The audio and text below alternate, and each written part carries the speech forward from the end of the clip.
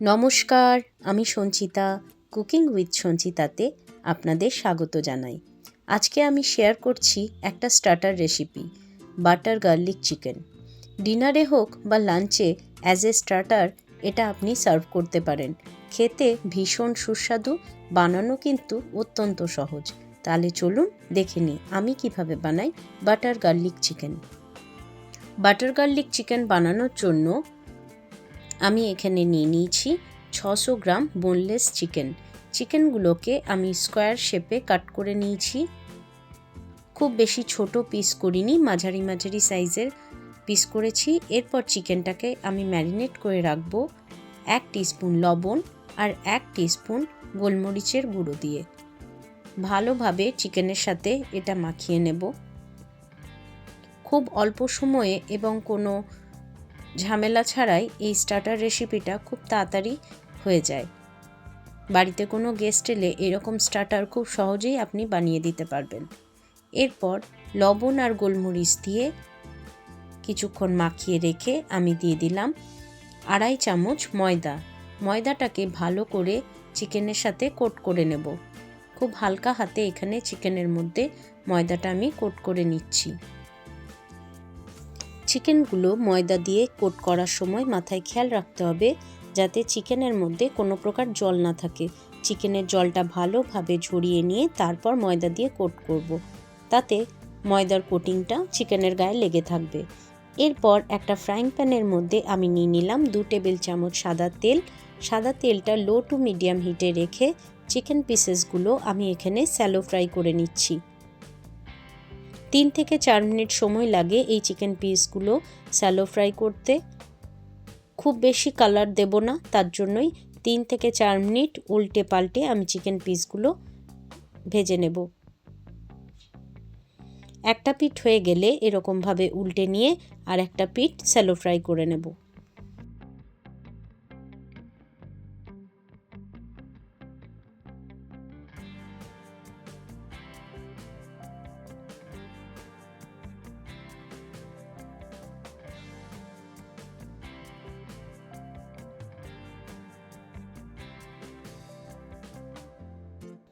দেখতেই পাচ্ছেন চিকেনের উপর হালকা একটা কোটিং চলে এসছে।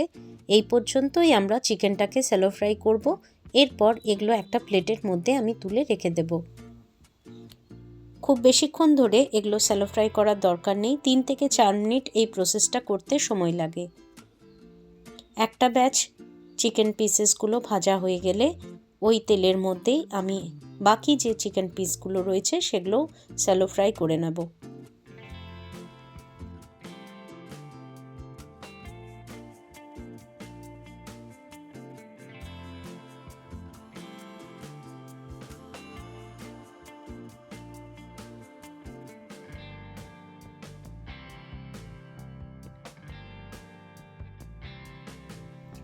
চিকেন পিসগুলো সুন্দর করে ফ্রাই করা হয়ে গেছে। এরপর চলে আসছি পরের স্টেপে। যেহেতু বাটার গার্লিক চিকেন, তাই এখানে বাটার এবং রসুনের ব্যবহারটা একটু বেশি পরিমাণে করতে হবে। আমি ফ্রাইং প্যানের মধ্যে দিয়ে দিলাম 1 টেবিল চামচ পরিমাণে বাটার।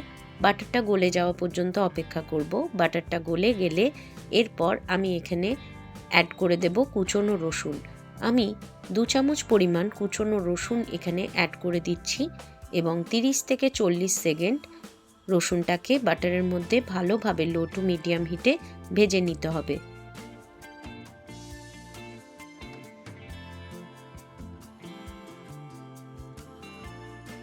এরপর এখানে অ্যাড করে দিচ্ছি 1 চামচ পরিমাণে ময়দা।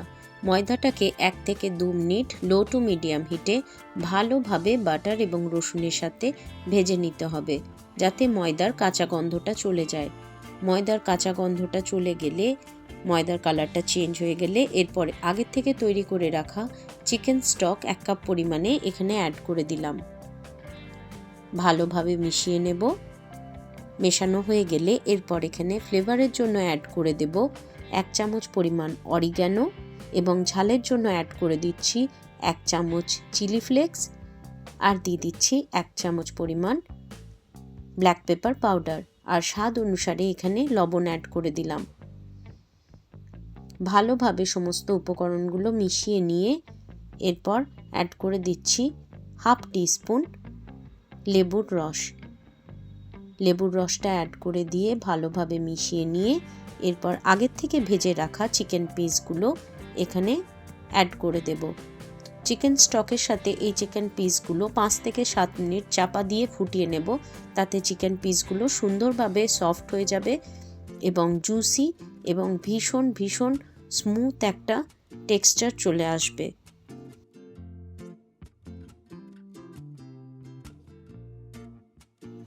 চিকেনের স্টকটা একদম ফুটে গিয়ে সেমি গ্রেভি হয়ে গেছে। দেখুন এই অবস্থা পর্যন্ত আমাদের ফুটিয়ে নিতে হবে। এই সেমি গ্রেভিটা চিকেনের পিসগুলোর ওপর একদম কোট হয়ে যাবে ঠান্ডা হয়ে গেলে। এইরকম হালকা একটু গ্রেভি রেখে দিলে চিকেন পিসগুলো খেতেও বেশ ভালো লাগবে। আর একদম ড্রাই করে নিলে চিকেন পিসগুলো খেতে কিন্তু একটু ছিবড়ে মতো লাগে। তাই হালকা একটু সেমি গ্রেভি রেখে তারপর গ্যাসটা অফ করে দিতে হবে। ওপর থেকে ছড়িয়ে দিলাম ফ্লেভারের জন্য ফ্রেশ পার্সলে পাতা আর দিয়ে দিলাম সামান্য গোলমরিচের গুঁড়ো। এতে বাটার গার্লিক চিকেনের ফ্লেভারটা কিন্তু দ্বিগুণ হয়ে যায়। আশা করি আপনাদের আজকের বাটার গার্লিক চিকেনের রেসিপি ভালো লাগলো। গরম গরম সার্ভ করে দিচ্ছি বাটার গার্লিক চিকেন। এটা আপনার এবং আপনার পরিবারের সদস্যদের অবশ্যই একবার বানিয়ে খাওয়াবেন। আশা করি তাদেরও খুব ভালো লাগবে।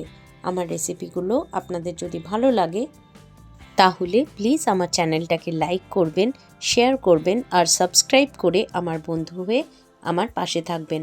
আমার নতুন বন্ধুরা বেল আইকনটা প্রেস করে দেবেন, তাহলে আমার ভিডিওর নোটিফিকেশানগুলো আপনাদের ফোনে চলে আসবে। আপনারা সবাই ভালো থাকবেন, সুস্থ থাকবেন এবং আনন্দে থাকবেন। দেখা হবে আরও নিত্য নতুন রেসিপি নিয়ে পরের ভিডিওতে। তাহলে আজকের মতো এখানেই শেষ করলাম। টাটা।